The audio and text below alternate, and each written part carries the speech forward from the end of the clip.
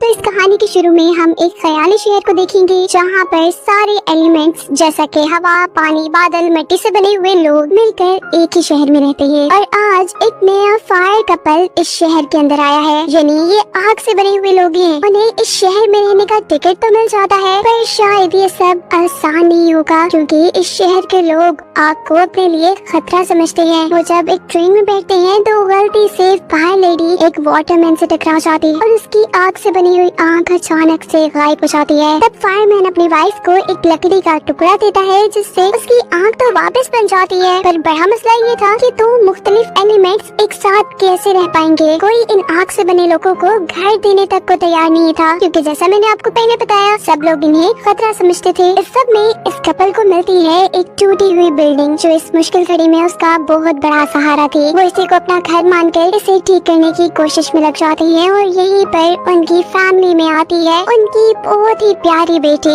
Amber, जिसे पाकर ये फायर कपल बहुत ज्यादा खुश था। वो अपनी बेटी को बताती है कि उनकी जिंदगी में सबसे बड़ी ताकत और सच्चाई ब्लू फ्लेम है। इसको जलाए रखना और बचाए रखना उनकी सबसे बड़ी जिम्मेदारी है। कहानी आगे बढ़ती है। कुछ ही ऐसे में वो लोग इस बिल्डिंग को फायर प्लेस बना लेते हैं, यानी एक ऐसा जनरल स्टोर बना लेते हैं जो सिर्फ फायर पीपल के लिए है। सालों का वक्त गुजरता है और इस शहर में अब बहुत से और फायर पीपल भी आकर रहने लगे हैं, बिल्कुल एम्बर की फैमिली की तरह। एम्बर भी इतने सालों बाद काफी बड़ी हो चुकी है और अपने डैड के साथ स्टोर में हेल्प करवाती है। वो दोनों बाप बेटी मिलकर कस्टमर्स के लिए वुड से यानी लकड़ी से लावा बॉल्स और वुड चिप्स बनाते हैं, जो कि फायर पीपल्स का मजेदार स्नैक होता है। पर अब उसके डैड बूढ़े हो रहे थे, वो इतनी जिम्मेदारियाँ उठाने के लायक नहीं रहे थे, इसीलिए वो सारी जिम्मेदारियाँ एम्बर पर डाल देते हैं और कहते हैं कि तुम ही इस स्टोर को अब से चलाना होगा। ये हमारी फैमिली का सपना है, इसे कभी टूटने मत देना। सब ठीक था, एम्बर सब कर सकती थी, पर जो उसकी गुस्से वाली नेचर थी उस पे काबू पाना शायद उसके लिए बहुत बड़ा इम्तिहान था। कोई उससे बदतमीजी करता या एक वक्त में ज्यादा कस्टमर ऊपर चढ़ जाते तो वो गुस्से में बम की तरह फट जाती और सब काम खराब कर देती थी। उसका गुस्सा सारे स्टोर को जला दिया करता था। उसके गुस्से ने अभी भी उसके स्टोर को जला डाला था। तब उसके डैड उसे समझाते हैं, और मेरी बेटी एम्बर बात सुनो, कभी कभी कुछ कस्टमर्स अजीब होते हैं, तुम्हें उन्हें हैंडल करने के लिए एक लंबा सांस लेकर उनके साथ कनेक्शन बनाना होगा और बस ये सब ठीक हो जाएगा। एम्बर ये समझ चुकी थी, इसीलिए अगले दिन उसने एक नई एनर्जी के साथ स्टोर ओपन किया था। उसने सोच लिया था कि बस अब कोई गड़बड़ नहीं, काम और बस काम, लंबा सांस लेना है और लोगों के साथ कनेक्शन बनाना है, जैसा बाबा ने बोला है। लेकिन आज भी रूटीन के मुताबिक कस्टमर्स का रश उसे गुस्से से पागल कर देता है। वो कुछ भी हैंडल नहीं कर पाती, पर इस बार वो स्टोर भी जलाना नहीं चाहती थी। गुस्से को अपने अंदर मुश्किल से काबू करते हुए मुंह पे हाथ रखकर वो बेसमेंट में भाग जाती है, जहाँ उसके सब्र के सारे बंद टूट जाते हैं। और इस बार इसका गुस्सा एक नई गड़बड़ी कर देता है। सीवरेज के सारे पाइप उसके गुस्से में फटने की वजह से फट जाते हैं और ऐसे पूरी बेसमेंट में पानी भर जाता है, जिनसे फायर पीपल्स को सबसे ज्यादा खतरा था। इसी पानी में से अचानक किसी जिन की तरह वेड नाम का वाटरमैन उसके सामने आता है, जो बदकिस्मती से सिटी इंस्पेक्टर भी था। उसे यहाँ प्लम्बिंग में जब शदीद खराबी नजर आती है तो वो उसकी कंप्लेन बनाकर अपने सीनियर ऑफिसर को देने के लिए चला जाता है, जिससे कि एम्बर का ये फायर प्लेस अब बंद हो जाता। ओ एम्बर क्या करती हो, रुको, कैसे भी करके इस इंस्पेक्टर को रोको। ये सब एम्बर के दिमाग में चल रहा था। वो बिना सोचे समझे उसका पीछा करने लगती है, ट्रेन के अंदर चली जाती है, पर ये ट्रेन चलता फिरता खतरा थी उसके लिए और इंस्पेक्टर उससे काफी आगे जा चुका था। वो ट्रेन की विंडो से बाहर निकलकर अपने आप को कैसे भी करके इंस्पेक्टर तक पहुंचाकर उसके हाथ से कंप्लेन देने की कोशिश करती है, पर कामयाब नहीं हो पाती।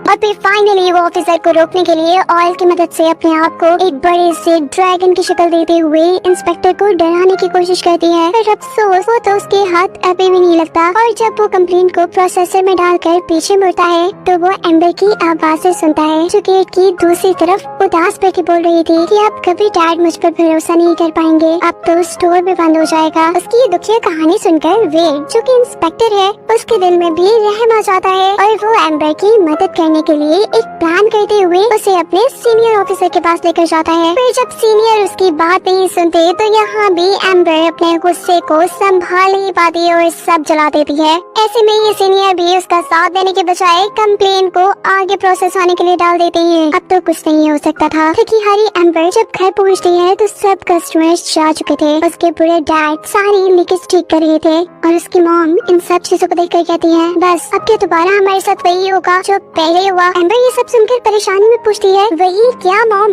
बताएं मुझे पहले क्या बुरा हुआ है हमारे साथ। तुम जानना चाहती हो तो सुनो हमारी कहानी। हम पहले इस एलिमेंटल सिटी में नहीं रहा करते थे। हमारा एक अपना शहर था जहाँ हर जगह फायर पीपल रहते थे। सबके पास ब्लू फ्लेम था, पर एक दिन एक बहुत बड़े तूफान ने सब तबाह कर दिया। तुम्हारे डैड ने अपनी जान पे खेल के अपने ब्लू फ्लेम को बचा तो लिया, पर अब फिर ऐसा कुछ ना हो, तुम्हें अच्छी लाइफ मिल सके, इसीलिए वो अपना शहर छोड़कर यहाँ चले आए। और उसके बाद से हम आज तक अपनी फैमिली से नहीं मिले। अब अगर ये स्टोर भी खत्म हो गया तो हम भी खत्म हो जाएंगे। ये सब सुनकर एम्बर डिसाइड कर लेती है जो भी हो वो सब ठीक करके रहेगी। वो अगले दिन वेट नामी इंस्पेक्टर से मिलती है और उसे अपनी सारी प्रॉब्लम बताती है, जो उसे एक स्टेडियम में अपने बॉस के पास ले जाता है, जो मैच में इतना बिजी थी कि एम्बर की बातों पे ध्यान नहीं दे पाती। जबकि बॉस क्लाउड को लग रहा था कि एम्बर उसको मैच में तंग कर रही है। ऐसे में दोनों को गुस्सा आ जाता है और यहाँ पर भी लड़ाई होने ही वाली थी कि रीड इस लड़ाई को रोककर क्लाउड का ध्यान उसके बेटे की तरफ ले जाता है, जो गेम में हार रहा था। रीड अपनी फ्रेंडली नेचर से सबको अपने साथ मिलाकर क्लाउड प्लेयर को खेलने की करिश देता है और ऐसे फाइनली वो मैच जीत जाता है। क्लाउड इंस्पेक्टर बहुत खुश होती है और इस खुशी के मौके पे रीड उनसे बात भी करके उन्हें मना भी लेता है कि एम्बर की शॉप को वो बंद ना करे, वो लीकेज की रीजन खुद ढूंढकर उसे ठीक कर देगा। इसके बाद वो लोग एम्बर के घर आते हैं और सारी प्रॉब्लम के बारे में सोच रहे होते हैं कि तभी एम्बर पूछती है, रुको जरा बताओ कि तुम किस जगह से आए थे मेरे घर में। मैं तो असल में मैं डैम के पास वाटर लीकेज चेक करने के लिए गया था और अचानक पानी के फ्लो ने मुझे टनल में गिरा दिया और एक जोरदार धमाके की आवाज फिर मुझे सुनाई दी और बस फिर मैं यहाँ था तुम्हारे घर। वेट की ये सारी कहानी सुनकर एम्बर को पता चल जाता है कि ये पानी सारा डैम की तरफ से आ रहा है, जिसे ठीक करने के लिए अब उन्हें डैम के पास जाना था। इसीलिए एम्बर एक फायर बैलून बनाती है। वो लोग डैम के रास्ते में काफी बातें करते हैं और अचानक से एक बिल्डिंग को देखकर एम्बर उदास हो जाती है। बेट के पूछने पर वो बताती है कि उसे बिल्डिंग बहुत पसंद थी, लेकिन वाटर पीपल ने कभी उसे देखने नहीं दी। इस टाइम एम्बर को बेट के साथ एक अजीब सा कनेक्शन फील हो रहा था। वो कहती है, कैसे मतलब कैसे तुम लोगों को कनेक्ट कर लेते हो अपने साथ? पूरे स्टेडियम को मैं तो एक कस्टमर से भी कनेक्ट नहीं कर पाती, उससे भी सही तरह बात नहीं कर पाती, तुम बहुत चेंज हो। इन्हीं बातों के दौरान वो लोग डैम तक पहुंच जाते हैं, जहां एक बाहर से सैलाब आ जाता है। ये देखकर एम्बर को फायर टाउन की फिक्र हो जाती है और वो जल्दी से अपने पास पड़े हुए सीमेंट के पैकेट की हेल्प से वेट के साथ मिलकर पानी को रोकने की कोशिश में लग जाती है। पानी रोकने में वो लोग कामयाब भी हो जाते हैं। तो इसी खुशी में वेट कहता है कि चलो प्रॉमिस करो कल 3 बजे तुम मुझसे मिलने आओगी। एम्बर भी वादा करके स्टोर आ जाती है। अब उसका गुस्सा काफी कम हो गया था। वेट से मिलने के बाद वो कस्टमर से भी अच्छे से डील कर पा रही थी। शायद ही उसकी कंपनी का ही असर था। इसके बाद वो दोनों रोज रोज मिलना शुरू कर देते हैं, मूवी देखते हैं, एक दूसरे के साथ घूमते फिरते हैं, सैर करते हैं, खूब एंजॉय करते हैं और इस सब के दौरान वो आपस में काफी करीब आ जाते हैं। और इन्हीं दिनों में वेट को दोबारा गड़बड़ी का अंदाजा हो जाता है और वो छुपते छुपाते किसी तरह एम्बर के घर पहुंचता है। उसे सारी बात बताने की कोशिश करता है कि हमें और सैंड के पैकेट्स लेने होंगे, लेकिन तब उसे एम्बर के डैड पकड़ लेते हैं। ये जानकर कि वेट एक सीवरेज इंस्पेक्टर है, एम्बर के डैड तो उसे मारने ही वाले थे, लेकिन वो फौरन से झूठ बोल देता है कि नहीं मैं तो फूड इंस्पेक्टर हूँ और इस चक्कर में उसे बहुत सी आग खानी पड़ती है। खैर जो भी होता है, अब वो दोनों काफी सारी सैंड इकट्ठी करने जाते हैं ताकि सैंड यानी रेत की मदद से वो लोग डैम के पानी को रोक सकें। जब वो लोग ये काम कर रहे होते हैं तो किसी बात पर अचानक दोबारा एम्बर को गुस्सा आ जाता है। उसका गुस्सा रेत को पिघलाकर कांच बना देता है, जो देखकर अब इन दोनों को नया आइडिया आता है। एम्बर कहती है मैं जानती हूँ अब मुझे क्या करना है। वो जल्दी से डैम के डोर के पास जाते हैं जो टूटा हुआ था। वो वहाँ पर पुरानी पड़ी हुई सारी सैंड को अपनी आग से कांच बना देती है और कांच बनाकर वो सारा डोर फिक्स कर देती है, यानी ठीक कर देती है, जो अब काम भी कर रहा था। घर आने पर वो बहुत खुश थी। उसके डैड उसे मिलते हैं और वो उससे कहते हैं मैं तुम्हें एक नया चेंज देख रहा हूँ, तुम सबसे अच्छे से डील करने लगी हो, ये बहुत अच्छी बात है, बस ऐसे ही रहना और अपनी जिंदगी में उन्हें अपनी शॉप को सबसे ऊपर रखना। अपने डैड की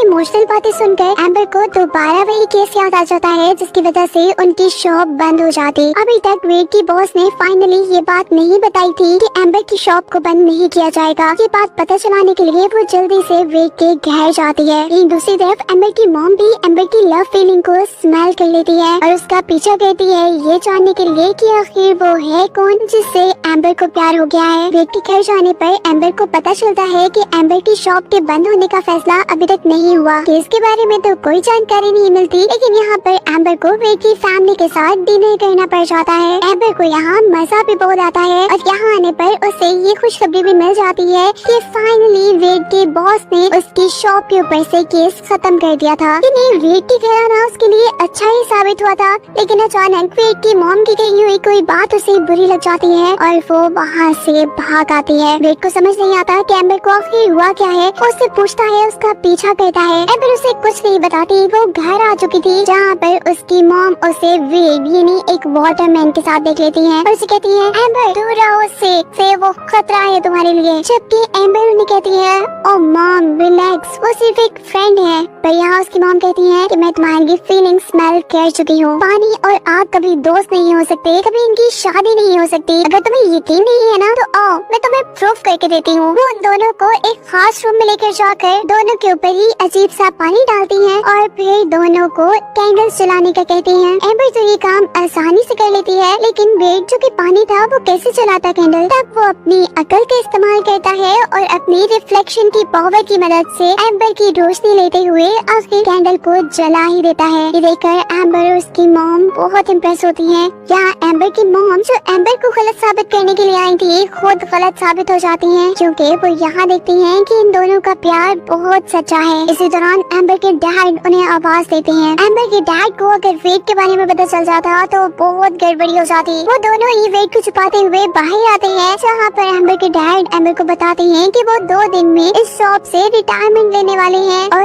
अब इसकी पूरी की पूरी जिम्मेदारी सिर्फ और सिर्फ एम्बर पर होगी। एम्बर को बहुत कुछ मिल रहा था, लेकिन शायद एम्बर इस चीज से खुश नहीं थी। पर क्या कहती, उसे ये सब निभाना था। अगले दिन वो वेड के घर जाती है ताकि वो इस दोस्ती को ही खत्म कर सके, लेकिन वेड का तो कोई नया ही इरादा था। वेड उसे उसकी सपनों की दुनिया दिखाना चाहता था जहाँ वो बचपन में नहीं जा पाई। वेड अपनी बॉस क्लाउड की मदद से पानी के अंदर एक वाटर बबल बनवाता है, जिसकी मदद से एम्बर 20 मिनट तक पानी के अंदर रह सकती थी। फिर एम्बर को पानी के अंदर की दुनिया दिखाता है। वो बिल्डिंग दिखाता है जो कि पानी के अंदर बनी हुई थी, एक ऐसी दुनिया जो एम्बर के लिए बिल्कुल नहीं थी। एम्बर कभी सोच भी नहीं सकती थी कि वो यहाँ पे आएगी। उसका सपना पूरा हो रहा था। वो हर चीज देख के बहुत हैरान, बहुत खुश थी। 20 मिनट कब पूरे होते हैं और ये पता ही नहीं चलता। एयर बबल खत्म होने लगता है। एम्बर मर सकती थी यहाँ पे। वेड अपनी भी जान की बाजी लगा देता है, लेकिन एम्बर को बचा के किसी न किसी तरह पानी से बाहर ले आता है। वो एम्बर से माफी मांगना चाहता था कि उसकी वजह से एम्बर की जान खतरे में आने वाली थी,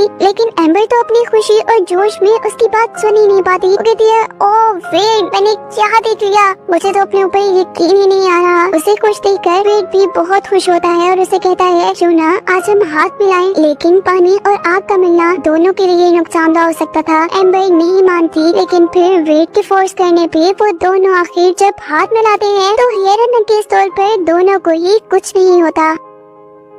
पर जल्द ही एम्बर को एहसास हो जाता है कि नहीं वो गलत कर रही है। वो वेड के साथ इतना क्लोज नहीं आ सकती। उसकी एक फैमिली है जो इस सब को एक्सेप्ट नहीं करेगी, इसीलिए वो वेड से कहती है बस बहुत हो गया, ये सब आगे और नहीं चल सकता, हमारी ये कहानी बस यहीं पे खत्म। ये कहकर वो अपने घर आ जाती है जहाँ उसके डैड ने उसके लिए एक पार्टी रखी थी। इस पार्टी में वो अपना सब कुछ एम्बर के हवाले करने वाले थे कि उसी दौरान यहाँ वेड भी आ जाता है और उसे कहता है एम्बर हमारे ना मिलने की 1000 वजह हो सकती है, लेकिन हमारे मिलने की सिर्फ एक ही वजह है और वो है हमारा प्यार। मैं तुमसे प्यार करता हूँ एम्बर। ये बातों बातों में एम्बर के डैड को ये भी पता चल जाता है कि जो उनकी शॉप में लीकेज हुई थी वो और किसी की वजह से नहीं बल्कि उनकी अपनी बेटी एम्बर की वजह से हुई थी। ये सब सुनकर वो बिल्कुल टूट जाती है। एम्बर ने उनकी सारी उम्मीदें तोड़ दी। यानी एम्बर के हाथ में उनकी फायर प्लेस बिल्कुल भी सेफ नहीं थी। यहाँ तक कि उसने एक वाटरमैन को टच भी किया था। उसने अपने डैड की सारी उम्मीदें तोड़ दी थी। उसके डैड उससे नाराज होकर ये कहकर वहाँ से चले जाते हैं कि अब मैं रिटायरमेंट नहीं ले रहा। एम्बर ये सब जानकर बहुत दुखी होती है कि क्यों एक अच्छी बेटी ना बन सकी। वो इस दुख में एक ब्रिज पे आ जाती है और तभी उसकी नजर पड़ती है डैम के गेट पे, जिसे उसने ग्लास से जोड़ा था। एक बड़े सैलाब की वजह से वो ग्लास भी अब टूट चुका था और पानी शहर को तबाह करते हुए आगे बढ़ा था। यहाँ पे मौजूद वाटरमैन्स को तो कोई प्रॉब्लम ना होती, लेकिन एम्बर को तो फायर टाउन की फिक्र थी। पर वो अकेली क्या भी करती, सारा पानी जल्द ही पूरे फायर टाउन में भर जाता है। अब तो शायद किसी के बचने की चांस न थी। और एम्बर के डैड को जिसकी परवाह थी वो थी ब्लू फ्लेम। वो एम्बर से कहते हैं एम्बर किसी न किसी तरह ब्लू फ्लेम को बचाना है। एम्बर अपनी सारी ताकत लगा देती है कि पानी उनकी शॉप के अंदर ना आए, पर वो ऐसा होने से रोक नहीं पाती। तभी यहाँ पर वेट भी आ जाता है उसकी मदद करने के लिए। वो वेट को काम देती है कि दरवाजे के जरिए पानी को रोक के रखे, जबकि खुद वो सैंड यानी रेत को पिघलाकर ग्लास की एक शील्ड बनाती है अपने ब्लू फ्लेम को बचाने के लिए। लेकिन किसी तरह कांच भी टूट जाता है और अचानक पानी का एक नया बहाव सभी चीजों को एक कमरे के अंदर ले जाता है, जहाँ एम्बर दिखती है कि उसका ब्लू फ्लेम बुझ गया। लेकिन वो नहीं जानती थी कि वेट ने असल में उसके ब्लू फ्लेम को बचा लिया था। अब जिस छोटे से चैम्बर में, जिस छोटे से कमरे में वो लोग आ चुके थे, एम्बर नहीं चाहती थी कि यहाँ पे पानी आए, इसीलिए वो यहाँ की चीजों को पिघलाकर इस जगह को बिल्कुल बंद कर देती है। लेकिन अब यहाँ पर बहुत ज्यादा गर्मी हो चुकी है और वेट का यहाँ खड़े रहना बहुत मुश्किल है। एम्बर वेट से कहती है कि तुम चिमनी के जरिए यहाँ से बाहर निकल जाओ, लेकिन वो रास्ता पे बंद हो जाता है और वेट यहीं पे फंस जाता है। एम्बर बहुत कोशिश करती है कि कोई रास्ता बनाए, लेकिन अब काफी देर हो चुकी थी। वेट उसकी आंखों के सामने मर रहा था। वो इस टाइम फाइनली वेट से कह देती है कि मैं तुम्हारे बगैर जिंदा नहीं रह सकती, मैं तुमसे प्यार करती हूँ वेट। ठीक कहते ही वो दोनों गले लग जाते हैं और सीन कट होकर हमें शहर को दिखाया जाता है, जो खूबसूरत एलिमेंटल सिटी अब पूरा का पूरा तबाह हो चुका था सैलाब की वजह से। पानी की खत्म होते ही एम्बर के मॉम डैड शॉप के अंदर आते हैं और उसे ढूंढ लेते हैं। एम्बर दुखी होकर उन्हें बताती है कि वेट चला गया मॉम, वेट ने मुझे बचा लिया, ब्लू फ्लेम को बचा लिया, लेकिन खुद वो चला गया। उसकी मॉम उसका दुख समझ पा रही थी। आज वो इतनी दुखी थी कि वो अपने डैड को भी सारा सच बता देती है कि डैड मैं ये शॉप कभी रन नहीं करना चाहती थी, मैं बस आपके लिए सब कर रही थी। उसके डैड उसकी सारी बातें सुनकर और समझ कर कहते हैं मेरा सपना कभी ये शॉप नहीं थी एम्बर, मेरा सपना तो हमेशा से तुम थी, तुम जो करना चाहती हो कर सकती हो। इसी दौरान उनको पीछे से पानी की आवाज आती है और वो देखती है कि हैरत अंगेज तौर पर वेट अभी जिंदा था। वो उस टाइम मरा नहीं था, गर्मी की वजह से सिर्फ एवेपोरेट हुआ था और इस टाइम अब वो दोबारा जिंदा हो गया था। इस वक्त फाइनली वो दोनों मिल जाते हैं। इस बार तो एम्बर के मॉम डैड को भी उनके मिलने पे कोई इतराज नहीं था और इस तरह उनके मिलते ही ये इस मूवी की हैप्पी एंडिंग हो जाती है।